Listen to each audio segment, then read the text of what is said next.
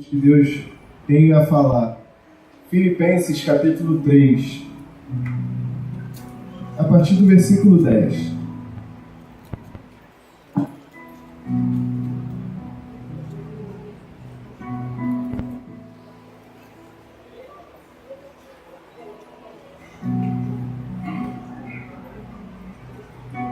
Quantos acharam? Diga amém. Amém. Quem não achou, melhor ficar na sua, né?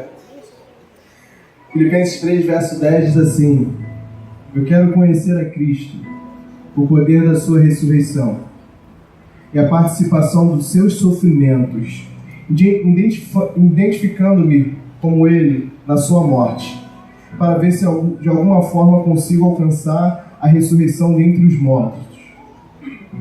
Não que eu tenha obtido tudo isso, mas prossigo para o alvo. Não que eu já tenha alcançado ou seja perfeito, mas vou prosseguindo, procurando alcançar aquilo para que também foi alcançado por Cristo Jesus. Irmãos, não penso que eu mesmo já o tenha alcançado, mas faço o seguinte: esquecendo-me das coisas que ficaram para trás e avançando para as que estão adiante, prossigo para o alvo, a fim de ganhar o prêmio do chamado celestial em Cristo Jesus. Aleluia, glória a Deus. Gostaria que você se liberasse nessa hora, desse um glória a Deus aí bem alto aí. Aleluia, pela sua palavra, que foi uma carta escrita por Paulo. E Paulo, né, gente, a gente sabe que foi aquele cara, né? Aquele cara do sofrimento, aquele cara das batalhas, aquele cara que passou tantas coisas na sua vida por amor ao Evangelho. E nesse momento não foi diferente. Nesse momento, esse cara escreveu essa carta na prisão. Ele estava aprisionado nesse momento e o cara preso escreveu uma carta de agradecimento, uma carta linda. Na minha opinião, na minha humilde opinião, a carta mais bonita de Paulo aos Filipenses. E essa carta ele escreveu, ele estava encarcerado. Então, agora vamos dedurar aqui. Quem aqui ainda fica de castigo? Os pais colocam de castigo. Os pais estão lá atrás, eu vou falar. Duda levantou a mão. Lívia. Vinícius.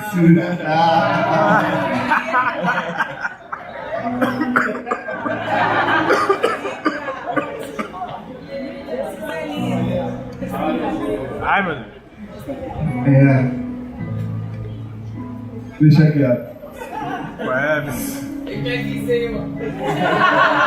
Então, quando foi usar o Vinícius então de exemplo, já que foi ele, sua mãe te colocou de castigo, sem televisão, sem nada, dentro do quarto, sem celular, sem videogame, sem nada. O que você faz nessa hora? Vai dormir.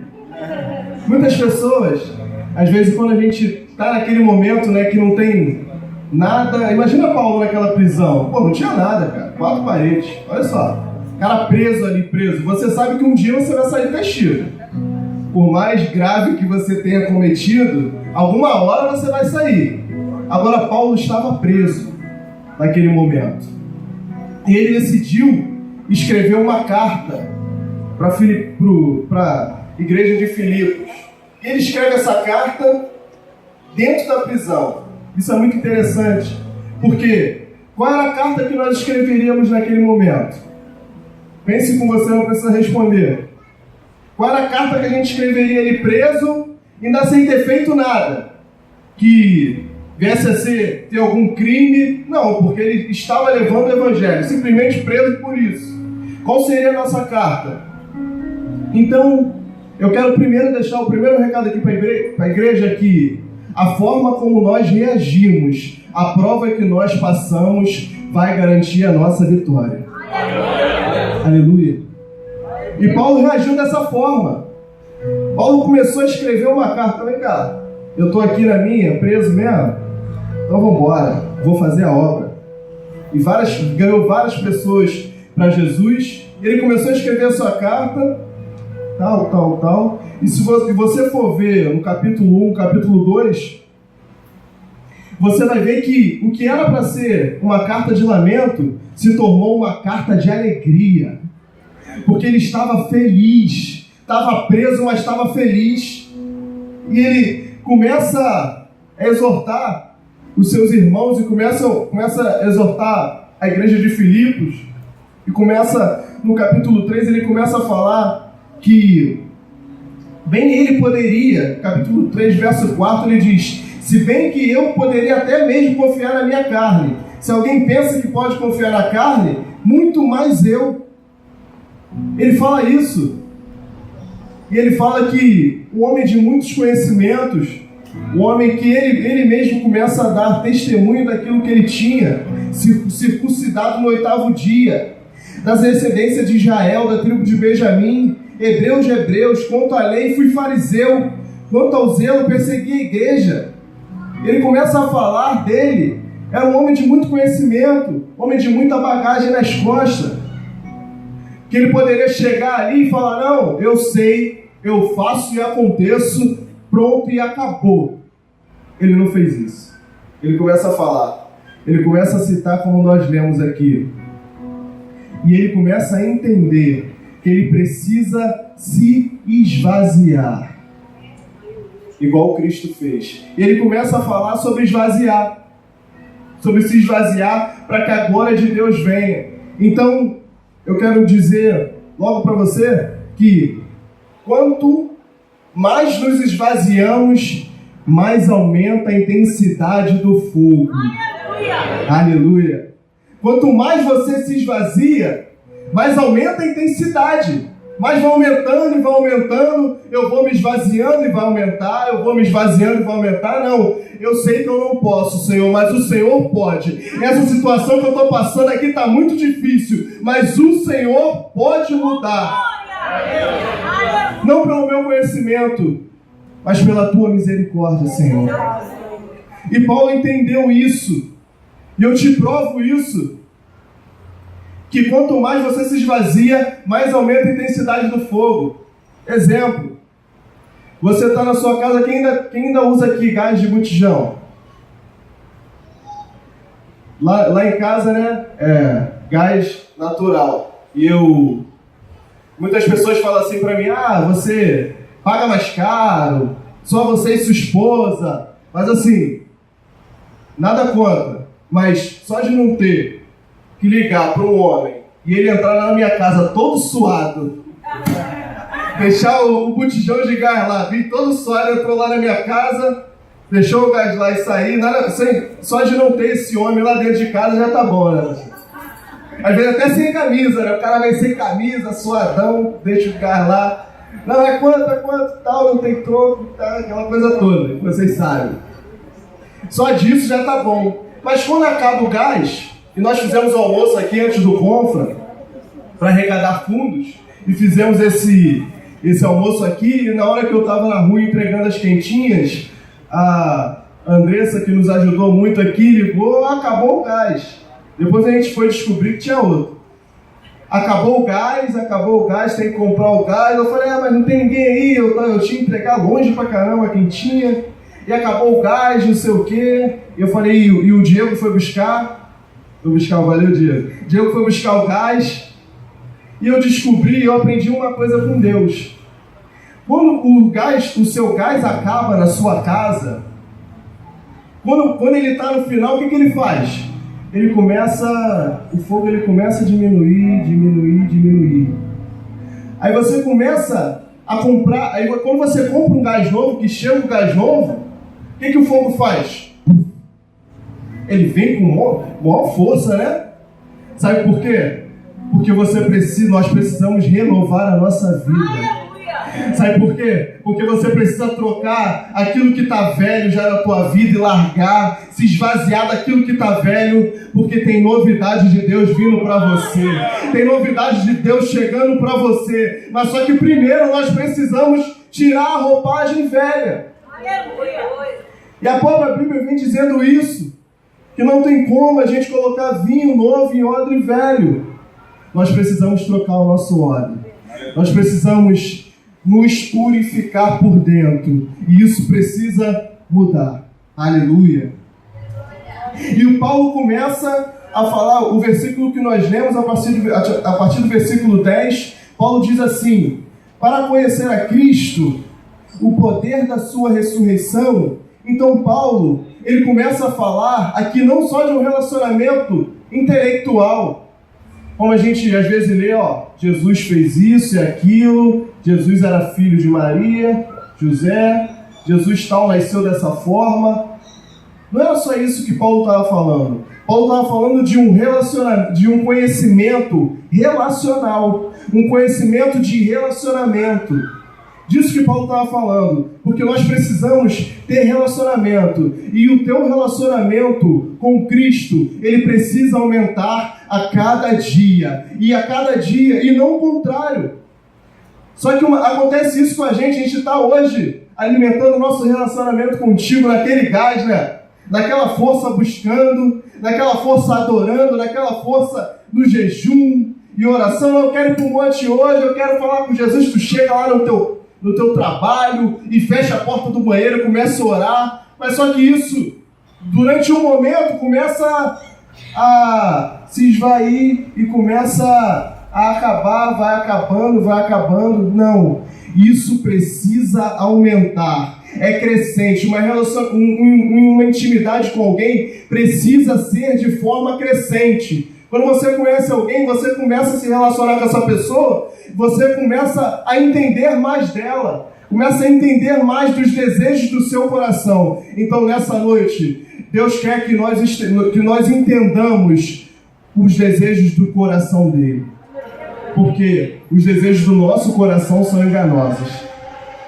Então nós devemos nos basear pelo coração de Deus, por aquilo que está no coração dele, para que grandes coisas possam acontecer nas nossas vidas.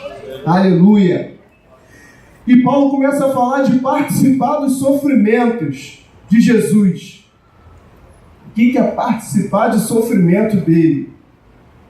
É que eu preciso entender que eu tenho que viver de maneira que nada mais importe. Só o que importa é Ele. Aleluia! Isso é fácil, pastor? Não é fácil, mas é necessário. Se teve um homem que entendeu, você e eu podemos entender que nós devemos viver para Cristo e viver para Ele. E eu queria falar aqui de um exemplo. Pedro andou com Jesus, Pedro esteve com Jesus aquele tempo todo, aquele relacionamento, né? Face to face, aquele relacionamento íntimo com ele enquanto Jesus passou aqui na terra. Mas só que Pedro, talvez a consciência de Pedro só tenha caído em si depois que Jesus não esteve mais aqui. Mas como isso? Se ele estava lado a lado com Jesus e ele começou a entender depois os propósitos de Jesus depois da morte dele. Então é um motivo para a gente repensar. Não pense no amanhã. Entenda os propósitos de Deus na sua vida hoje, para que você não possa adiar os planos de Deus para a sua vida. Jesus tinha planos, Deus tinha planos na vida de Pedro para que acontecesse. Só que a ficha só foi cair depois que negou. E a gente nega a Ele várias vezes, né, na nossa vida, em várias situações, em várias coisas. E a gente não vive para a glória dele. Mas só que nós devemos, e o que Paulo falou, que nós devemos viver para a glória de Deus. Nós devemos viver para que Cristo resplandeça em nós. Como isso? Através de atitudes, através do nosso falar, através da nossa forma de agir, através do nosso expressar, através do nosso testemunho. Então, nessa noite eu profetizo na tua vida que muitas pessoas vão se render a Cristo através do teu testemunho. Muitas pessoas vão ver em você que existe uma pessoa diferente, que ainda existe cristãos verdadeiros, ainda existe uma geração que pode fazer a diferença aqui na terra. E grandes coisas vão acontecer. Aleluia. Glória a Deus. Nós precisamos, assim, ter a marca de Cristo. Como? Assim como Cristo morreu, nós precisamos morrer para nossas vontades. Você precisa morrer para a sua vontade. Às vezes a gente quer fazer coisas que não é aquilo que Deus quer. Às vezes a gente quer fazer tantas outras coisas que não é aquilo que Deus está mandando no momento. E o meu desejo, né, era terminar a faculdade. Em nome de Jesus vou terminar esse ano. Eu recebo minha vitória. Amém. Mas só que eu precisava entender que as pessoas precisavam ver. Eu não estava ali somente por mim, mas eu estava na faculdade por Ele. Para que as pessoas pudessem entender que existem sim pessoas que servem a Cristo que não são iguais às outras. E esse colega meu, eu tenho um amigo na minha faculdade que me ajudou muito, né, Monique? Quando a gente estava nos preparativos, no casamento, essas coisas, me ajudou muito. E ele é assim, né? Às vezes ele vai na igreja, ele vai ver essa filmagem, vou mostrar pra ele, ele vai rir pra caramba. Às vezes ele vai na igreja e tá naquele fogo puro aí, não quer mais, aí vai fazer algumas coisas, vai beber, vai fazer isso, aquilo. Mas só que, aí ele virou pra mim e falou, pô, eu preciso andar mais contigo, cara. Não estou falando isso para me engrandecer, não, porque a glória é dele, a gente só faz a vontade dele mesmo. E, cara, eu preciso andar muito mais contigo, sabe por quê? Porque eu vejo Cristo em você, sabe? E muitas pessoas aqui já tiveram essa experiência. Então Deus está falando para muitas pessoas aqui, não perca isso. Não perca isso. Você pode passar a situação que for. Assim como o Caio falou aqui, a situação mais difícil que você passar, não perca isso, não deixe o brilho do Espírito Santo se apagar na sua vida. Não deixe o fogo se apagar na sua vida. Sabe por quê? Porque muitas pessoas precisam ser consumidas por esse fogo. Às vezes você não vai precisar falar nada, você não vai precisar fazer nada, mas as pessoas vão ver. As pessoas vão olhar para você e vão ver que existe uma diferença e que tem sim uma mudança na tua vida. Aleluia. E Paulo diz assim completando a sua carta, diz assim, de algum modo ele pretende alcançar, Paulo diz que de algum modo ele pretende alcançar a ressurreição. E quando a gente olha para esse versículo, a gente fala, pô, se esse cara está em dúvida da sua salvação, imagina eu, né? Mas só que ele não está falando de dúvida aqui. Sabe de que ele está falando? Ele está falando de expectativa. Ele tinha uma expectativa na ressurreição de Cristo. Ele tinha uma expectativa dos céus. Ele tinha uma expectativa daquilo que iria acontecer. Porque a palavra de Deus diz que nenhum olho viu e ouvido nenhum ouviu aquilo que Deus tem preparado para nós. Então nós precisamos viver aqui com expectativas de estarmos com Ele. Mas só que como tem sido a nossa vida? A gente acorda pela manhã com expectativa daquilo que Ele tem para nós, daquilo que vai acontecer, ou a gente acorda no nosso dia adorando o Senhor. Ô Senhor, a gente bota o fonezinho de ouvido, vai de ônibus, bota o som do carro e começa a ir pro carro adorando. Tudo é para tua glória, Senhor, tudo é para tua glória, eu quero viver para tua glória, Pai. Como a gente faz, como a gente vive o nosso dia. Aleluia. Precisamos ter expectativas. E Paulo ali começou a entender, eu acho isso aqui muito forte, que se existia alguma coisa que atrapalhava esse cara de seguir e prosseguir para o alvo que era Jesus, era o passado dele. Pense num homem que já deve ter sido acusado. O cara perseguia cristão, o cara perseguia aqueles que falavam o nome de Jesus.